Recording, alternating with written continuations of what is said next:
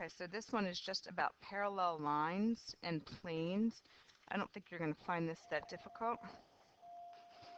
So the first theorem basically just states that if two or more lines are perpendicular to the same plane, then these lines must be parallel to each other. Okay, so essentially what's happening is that these lines R and these lines S, they both intersect the plane at 90 degrees, but they're parallel to each other. The other piece of it is that it's talking about those two particular lines. Because they're perpendicular to the same plane, then they must also be on the same plane. So then what happens here is those same two lines happen to be on the same plane. It's going to be very hard to draw, but remember, one of the definitions of how a plane exists is that it has to have, one of the ways is that it could be two parallel lines are found on the same plane. Okay, so those two lines are parallel to each other, and not only are they parallel to each other, but they're also coplanar. The next one basically just says to you,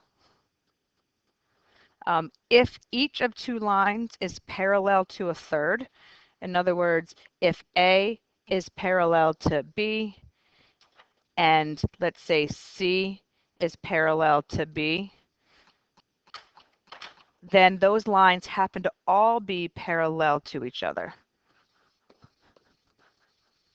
I think I might have said it wrong initially, but it's almost like the transitive property, right? So you know if line A is parallel to line C, and you know that line C is parallel to line B, then you have to know that A is also parallel to B. Just kind of like the, again, like the chain rule or the transitive property. We could talk about parallel planes, kind of like the floor and the ceiling, okay? So parallel planes are planes that have no points in common. Wouldn't make any sense for them too, so floor and ceiling. Thus, if two planes do not intersect, they are parallel. So parallel planes are equidistant in all places. Likewise, a line and a plane are parallel if they do not intersect. That's something that you know already.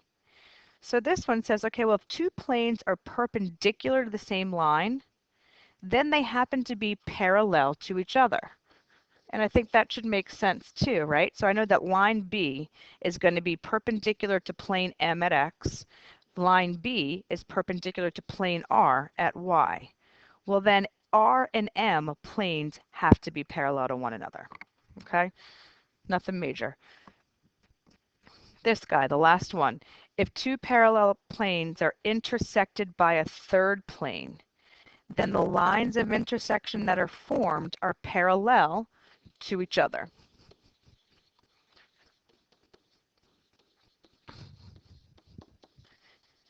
And we know already that when a plane intersects another plane, it intersects in a line.